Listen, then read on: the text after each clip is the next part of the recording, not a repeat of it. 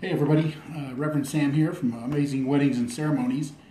So the reason I wanted to come on today is share a couple things with you, or actually one big thing, and just to kind of clear up some misinformation about what's involved in officiating a wedding in the state of Colorado.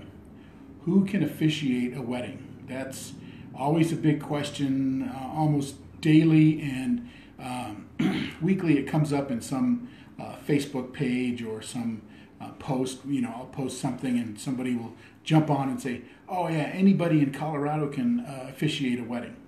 Well, I want to clear it up because I think there's some half-truths or misinformation, and I want to give you all the information so that you as couples can make the right decision about whether you need a wedding officiant or not in the state of Colorado. So I kind of look at it this way, and I put up something today, is anybody can go in and work on their car. You can go down to the auto parts store and buy a box of wrenches and come home and mess around on your car and think you're going to fix it. And I've done that a lot and wound up making more problems than I needed and had to go take it to an actual real mechanic. So anybody can buy tools. It doesn't make you a mechanic. Anybody can think they're going to officiate a wedding, but it doesn't make you a wedding officiant. Now, for somebody like myself, who's been a clergy person, minister for over 30 years, it's kind of second nature to officiate a wedding. But it doesn't mean we know. Not even ministers know exactly how to do it. And here's kind of how I look at it for myself. Most ministers and pastors perform probably 6 to 10 weddings a year for their congregations that they serve. Wedding officiants can actually do hundreds and hundreds of weddings year in and year out, and they become really good at it and skilled at writing wedding ceremonies and officiating weddings. So I've gained this whole new respect for people that are professional wedding officiants. And of course, on our team here at Amazing Weddings and Ceremonies, we have officiants and we have ministers. But we together as a group, we've literally done probably close to maybe 8, 9, 10,000 weddings that everybody's done in our group. So we have, we know what we're doing, and there's a number of really great officiants out there in Colorado who know what they're doing and how to do this. So the truth is, here's the truth. In Colorado, a bride and groom or a couple getting married can officiate their own wedding. They don't need to get an officiant. They don't need to get a minister.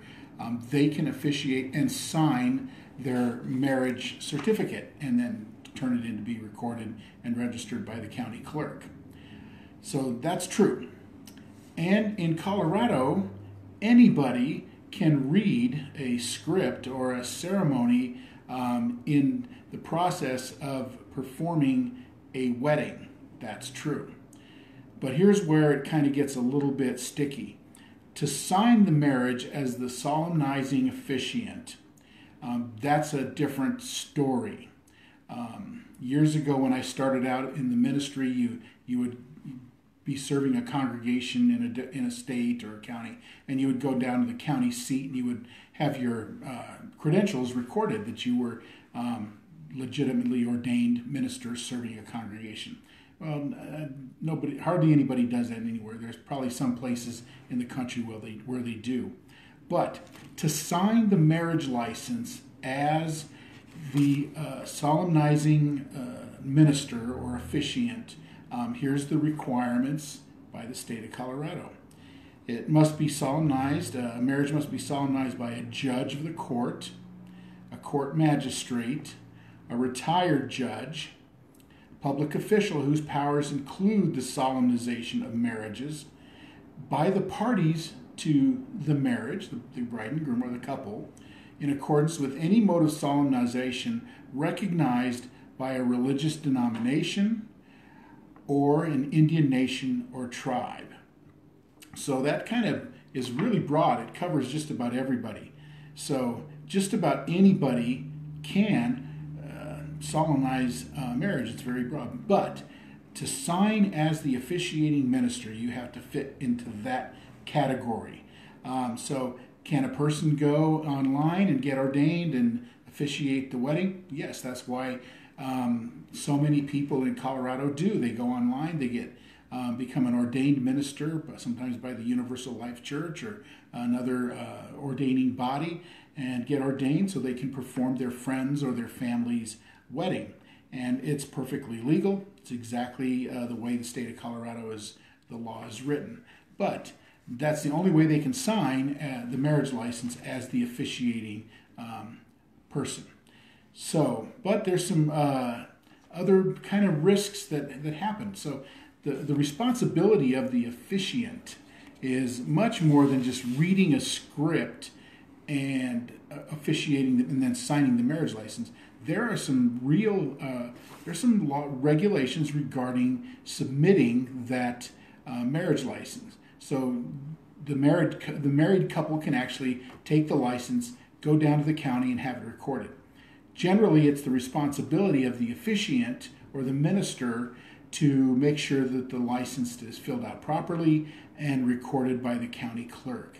If it's not turned in time, because you have to turn it in within 60 days, there's a fee or a late fee in the amount of $20, and there can be an assessment of $5 a day for failure to fill out the marriage license and get mailed in time, and a maximum of $50. So I have over the years had even ministers of churches fail to do that correctly, and they've come to me and said, "Oh no, now what do I do?"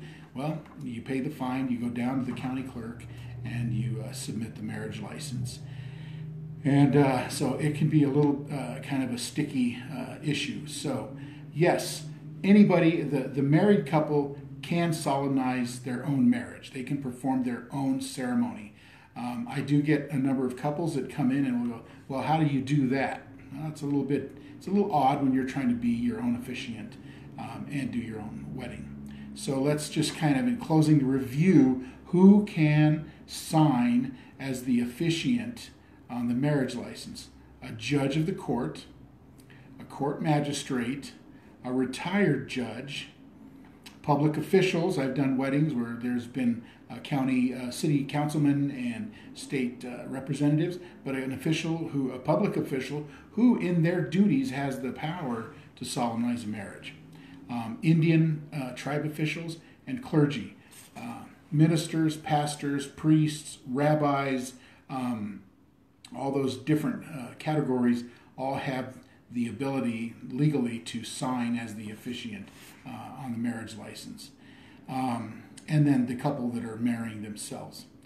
So if you decide that you want to solemnize your own marriage and take care of it yourself, or you want to have your friend perform your wedding without being ordained, the couple is responsible for making sure that they get their marriage license, complete the marriage license, and return the marriage license to the appropriate county.